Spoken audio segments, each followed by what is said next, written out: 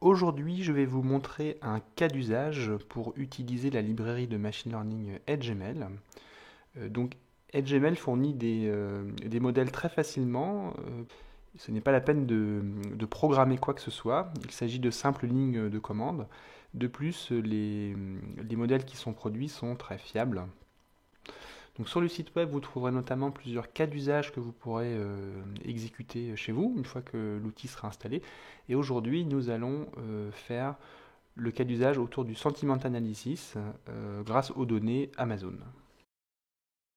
Tout d'abord, voici un rappel sur ce qu'est un classifieur, puisque c'est le type de modèle qu'on va entraîner ici. En fait, un classifieur, c'est une sorte de machine qui est capable, à partir de variables d'entrée, donc c'est le X, de prédire une variable de sortie qui est le Y. Donc ici, j'ai pris un exemple simple qui est l'exemple du churn, où en entrée, on va avoir des variables qui caractérisent des clients, et en sortie, on va essayer d'avoir la réponse pour savoir si ce client-là sera toujours présent dans notre entreprise ou pas, dans 3 mois par exemple. Alors ça, c'est le classifieur de base. Il faut bien savoir que EdgeML permet d'entraîner des classifieurs de façon complètement automatique et surtout sans préparer les données en entrée. C'est-à-dire que s'il y a des valeurs manquantes dans le jeu de données ou des valeurs extrêmes, eh bien c'est complètement géré nativement. Et il n'est pas la peine de recoder les variables catégorielles avant l'entraînement du modèle, contrairement aux approches classiques. Le jeu de données Amazon a une particularité.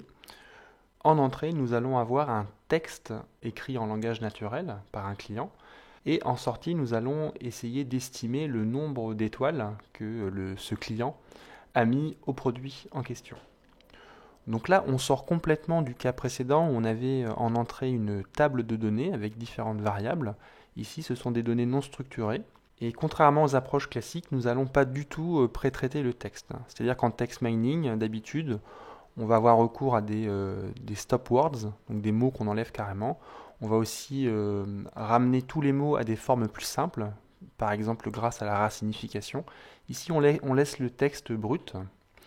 Et en fait, ce qui va se passer, c'est que EdgeML considère ce texte comme des séquences de mots. Et finalement, ce que va chercher EdgeML, ce sont des sous-séquences, donc dans notre cas, ça va être des expressions, qui caractérisent l'une des classes. Alors ici, il faut bien noter qu'on a seulement deux classes. Donc on a les produits qui ont été notés avec une étoile ou deux étoiles. Ça, c'est pour les personnes qui ne sont pas satisfaites de leurs produits. Et on a également l'autre classe qui correspond à 5 étoiles et 4 étoiles, qui correspond aux personnes satisfaites. Et donc Amazon a enlevé les produits qui ont été notés avec 3 étoiles dans ce jeu de données. Nous voici de retour sur le site EdgeML où vous pourrez télécharger les fichiers correspondant à ce cas d'usage. Donc vous obtenez plusieurs fichiers, donc un README qui décrit les données, un script.sh pour exécuter les deux lignes de commande, et les données d'apprentissage et de test. Donc ce jeu de données contient 1 million de textes, donc il est assez gros, et nous allons donc exécuter ce petit script SH qui contient deux lignes de commande, une ligne pour l'apprentissage et une ligne pour l'évaluation. Donc ces lignes sont assez simples, on va entraîner un modèle à partir de données, on fournit le séparateur, on fournit le nom du fichier en sortie, on indique également qu'on a le droit d'utiliser tous les cœurs de la machine, on déclenche le mode verbeux et on lui dit de fouiller les séquences intéressantes pendant 60 minutes. La deuxième ligne, elle, est dédiée à l'évaluation du modèle. Donc on évalue le modèle sur les données de test en indiquant encore une fois le séparateur et on produit un rapport d'évaluation qui s'appelle evaluationreport.txt. Maintenant, je vais vous montrer également le début du fichier d'apprentissage pour vous montrer comment il est formaté. Donc en fait, on a simplement deux variables. La première, c'est le label. Et après, la deuxième, c'est le texte qui est entre crochets. Et donc, on a à l'intérieur les mots sous leur forme d'origine. Voilà, donc on va revenir environ 1h30 plus tard pour voir les fichiers qui ont été créés. Voilà, l'apprentissage du modèle a tourné sur mon ordinateur. D'ailleurs, il s'agit d'un ordinateur très modeste. C'est un portable de 2013 qui a simplement 8 Go de RAM. Et pourtant, on a réussi à prendre un modèle sur un gros volume de données. EdgeML est vraiment une librairie qui est optimisée et qui va exploiter du mieux possible les ressources matérielles. Donc là, nous avons deux fichiers supplémentaires, donc le modèle, qui est un fichier texte, et le rapport d'évaluation. Alors, il faut savoir que ce fichier modèle peut être réutilisé par EdgeML pour appliquer le modèle à de nouvelles données et que d'autres lignes de commande simples existent pour faire toutes les étapes d'un projet de machine learning.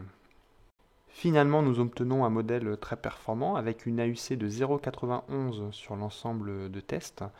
De manière générale, il y a très peu de différence de performance entre l'apprentissage et le test pour les modèles produits par EdgeML, car ce sont des modèles très robustes. Voici quelques exemples d'expressions qui ont été trouvées automatiquement par le modèle. Par exemple, je recommande fortement 3 petits points, ne gaspillez pas votre monnaie 3 petits points, ceci est un super 3 petits points. Eh bien, cela montre que notre approche est capable de détecter automatiquement des expressions dans le texte qui sont caractéristiques de nos classes et qui sont faciles à interpréter. Sur le site web d'EdgeML, vous trouverez également d'autres cas d'usage autour des données séquentielles, comme par exemple la classification de SMS, comme spam ou non spam, et également la classification de mails en 10 classes. Donc pour conclure, EdgeML automatise la préparation des données séquentielles.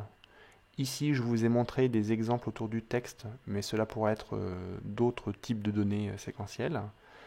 Et donc, vous pouvez retrouver tous les renseignements concernant EdgeML sur le site web. Et j'espère que ce petit tutoriel vous a plu.